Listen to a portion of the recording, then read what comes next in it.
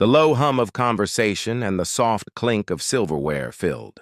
Grayson's Prime Steakhouse, the kind of upscale restaurant where every tablecloth was pressed to perfection, and every server moved like they were part of a silent ballet.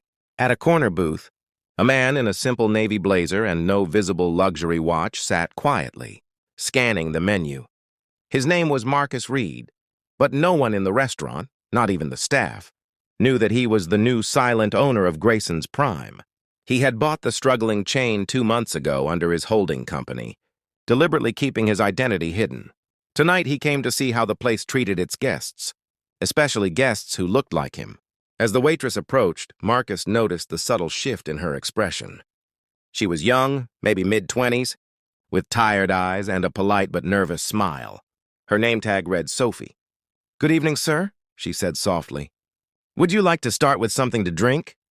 "Just water, please," Marcus replied with a calm smile. "And I'll take the ribeye. Medium rare."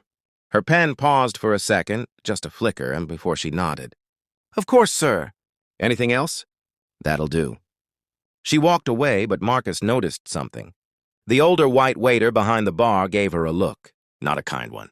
Then he whispered something to the manager, who turned toward Marcus's table with the kind of smirk Marcus had seen too many times before.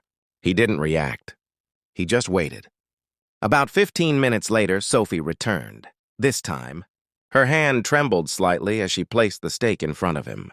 The aroma filled the air, perfectly seared, just as he liked. But then, as she set down the napkin beside his plate, something small and folded slipped beneath it. A note. Marcus caught it without drawing attention. His instincts sharpened. Years of experience told him something wasn't right. He unfolded the note discreetly under the table. The handwriting was rushed, uneven. "Don't eat the steak. They did something to it." "I'm sorry."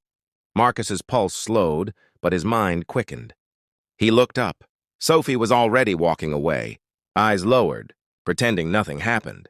He glanced at the plate again, then at the kitchen window. One of the cooks, a man in his 40s with a shaved head, was smirking. The same manager from before leaned over, laughing at something whispered behind the counter. Marcus exhaled. Then, calmly, he reached for his phone.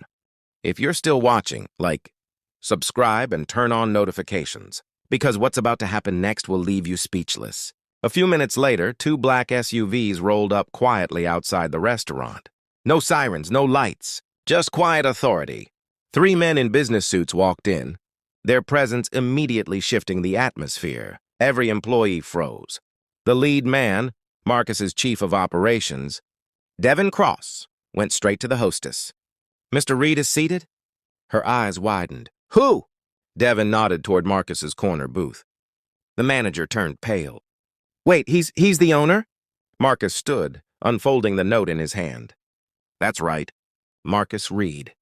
And I just received this." He handed it to Devin, who read it, his jaw tightening. "Sir, we'll handle this immediately." The room fell into stunned silence as Marcus's calm voice carried across the dining floor.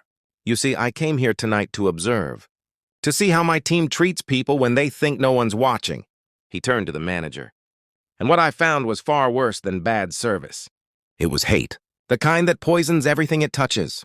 The cook in the back tried to slip out the side door, but one of the suited men was already there, blocking his way. "Don't bother," Marcus said quietly. "You'll have plenty of time to explain yourself."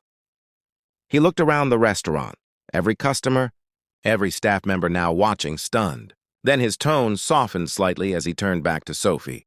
"You did the right thing." "What's your full name?" "Sophie Miller," she whispered, still trembling.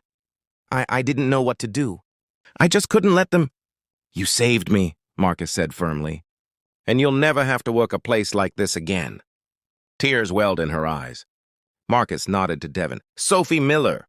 Full scholarship through our Foundations program. She starts in administration training Monday." Devin smiled. "Already done, sir." As the rest of the staff stood frozen in disbelief, Marcus turned toward the door. "Shut it down for the night. HR audit, full investigation. I want every detail. Tomorrow morning we start over, with integrity." He gave one last look at Sophie, this time a smile. "You didn't just save a life tonight. You saved this business."